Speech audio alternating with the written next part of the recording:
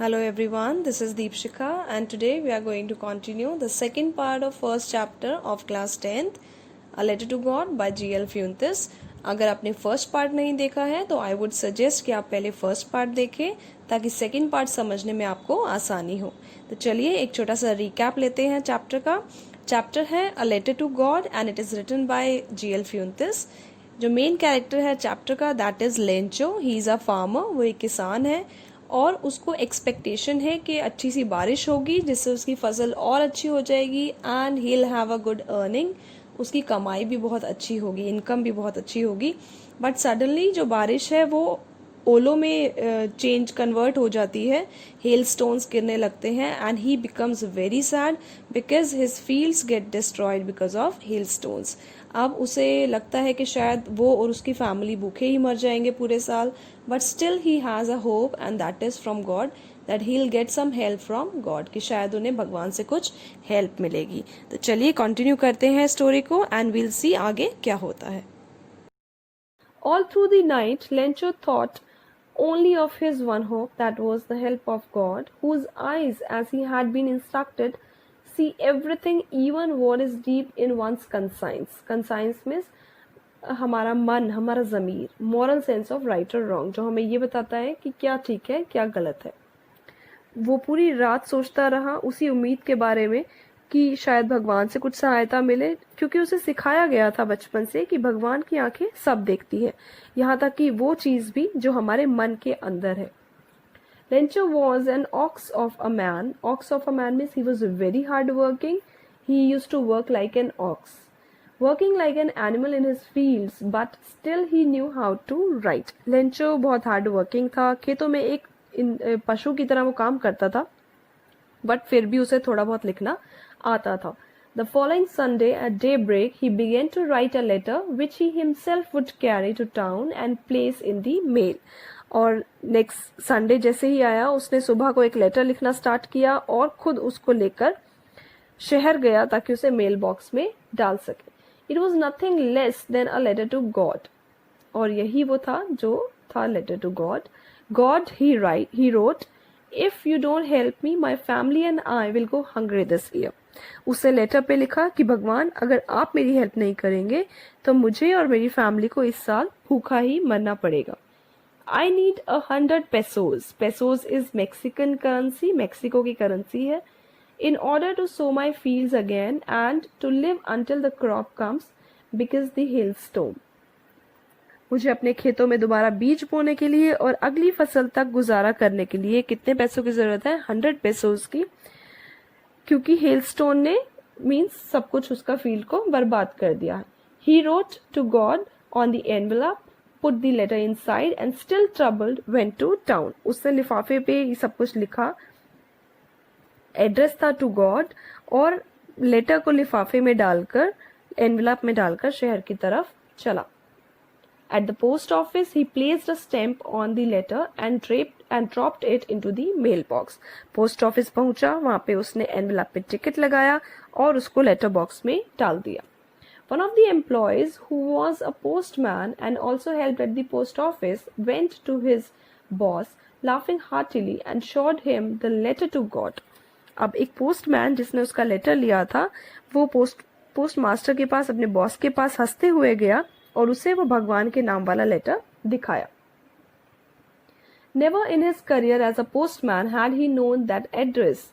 अभी तक अपने पोस्टमैन के पूरे करियर में ऐसा उसने एड्रेस कभी नहीं देखा था। The postmaster, a fat, amiable fellow, also broke out laughing, but almost immediately he turned serious and tapping the letter on his desk, commented, "What faith! I wish I had the faith of the man who wrote this letter." So he was a fat, बहुत ही मोटा, और amiable means he was very friendly, very kind person. Postmaster मोटा था, friendly था और जोर जोर से हंसने लगा, बट वो बहुत ही जल्दी सीरियस हो गया और लेटर को मेज पर रखते हुए बोला, वाओ क्या विश्वास है, काश मेरे में भी उसी व्यक्ति जैसा विश्वास होता जिसने ये लेटर लिखा है, जो कि गॉड से कॉरेस्पॉन्डेंस कर रहा है। कॉरेस्पॉन्डेंस मीन्स जो गॉड से लेटर एक्सचेंज करना चाहता है, जो खुद लिखना चाहता है और फिर चाहता है कि गॉड भी उसे एक लेटर लिखे। starting up a correspondence with God. So, in order not to shake the writer's faith in God, the postmaster came up with an idea. Answer the letter. अब राइटर के विश्वास मीन्स लेंचो के विश्वास को God में ना डगमगाए, इसलिए postmaster ने एक डिसीजन लिया and that was to answer the letter. और उसने सोचा कि मैं इस लेटर का रिप्लाई करूंगा. But when he opened it, it was evident that to answer it he needed something more than goodwill, ink and paper. but जैसे ही उसने लेटर खोला, यह तो क्लियर हो गया था कि इस लेटर का रिप्लाई करने के लिए सिर्फ अच्छी फीलिंग्स होना जरूरी नहीं है, सिर्फ पेन और पेपर होना जरूरी नहीं है. But he stuck to his resolution. He asked for money from his employees. He himself gave part of his salary, and several friends of his were obliged to give something for an act of charity. क्योंकि जैसे ही उसने letter पढ़ा, उसे समझ आ गया कि Lencho ने 100 pesos की डिमांड की है, और अगर वो उसे फुलफिल करना चाहता है, उसकी डिमांड को, उसके लेटर का रिप्लाई करना चाहता है, तो उसे 100 पेसोस का अरेंजमेंट करना पड़ेगा. तो वो अपने इरादे पर स्टिक रहा. उसने अपने एम्प्लॉयज से पैसा मांगा, उसने अपनी सैलरी का भी कुछ पार्ट दिया, और अपने फ्रेंड्स को भी थोड़ा सा मजबूर किया कि वो इस चैरिटी को करे. It was impossible for him to gather together the 100 pesos, so he was able to send the farmer only a little more than half. उसके लिए 100 pesos कलेक्ट करना तो पॉसिबल नहीं था, बट उसने लेंचो की हेल्प करने के लिए हाफ से थोड़ा सा ज्यादा मनी उसको सेंड कर दिया. He put the money in an envelope addressed to Lencho, and with it a letter containing only a single word as a signature, God.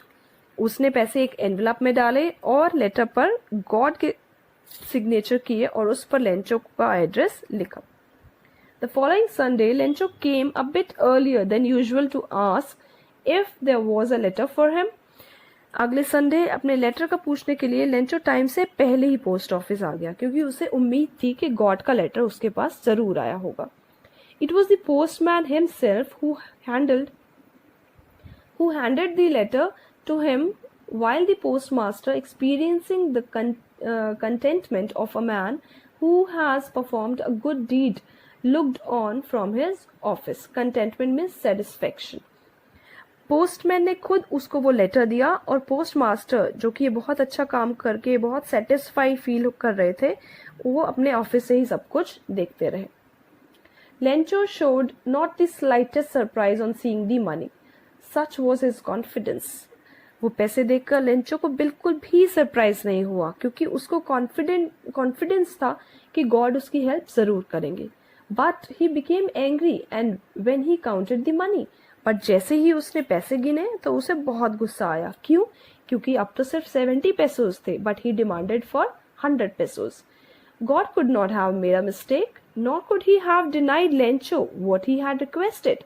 उसने सोचा कि गॉड तो मिस्टेक कर ही नहीं सकते, और ना ही मेरी जो डिमांड थी, जो मैंने मांगा था, ना ही उसको वो मना करेंगे. Immediately Lencho went up to the window to ask for paper and ink. तभी उसने विंडो पर गया और उसने पेपर और इंक को लिया. On the public writing table, he started to write with much wrinkling of his brow, causing by the effort he had to make to express his ideas. उसने टेबल पर रखकर लिखना स्टार्ट किया, और उसके फेस पर वो गुस्से वाले एक्सप्रेशंस भी थे. When he finished, he went to the window to buy a stamp, which he licked and then affixed to the envelope with a blow of his fist. जब उसने लेटर फिनिश किया, खिड़की पर टिकट खरीदने गया और उसने अपनी जीभ से लिख करके टिकट को लिफाफे पर चिपका दिया. The moment the letter fell into the mailbox, the postmaster went to open it. It said, अब जैसे ही पोस्टमास्टर ने देखा कि लेंचो ने एक लेटर लिख के मेल बॉक्स में डाला है, उसी टाइम पोस्टमास्टर ने उसे ओपन किया, और इसमें क्या लिखा था? God, of the money that I asked for, only 70 pesos reached me. Send me the rest, since I need it very much. But don't send it to me through the mail, because the post office employees are a bunch of crooks. Lencho. Crooks means cheat. धोखेबाज। उसने क्या लिखा? उसने लिखा कि भगवान, मैंने जितनी भी राशि आपसे कही थी इसमें तो सिर्फ कम पैसे आए हैं, पूरी राशि मुझे मिली ही नहीं है, पूरा अमाउंट मुझे मिला ही नहीं है, तो मुझे बाकी अमाउंट भी भेजो क्योंकि मुझे इसकी बहुत ज़्यादा नीड है। बट ये अमाउंट मुझे मेल के थ्रू मत भेजना क्योंकि डाकघर के जो एम्प्लॉयज है, these are bunch of crooks, ये सब धोखेबाज है। यहाँ पर लेंचो समझ ही नहीं पाया कि उसकी हेल्प किसने की।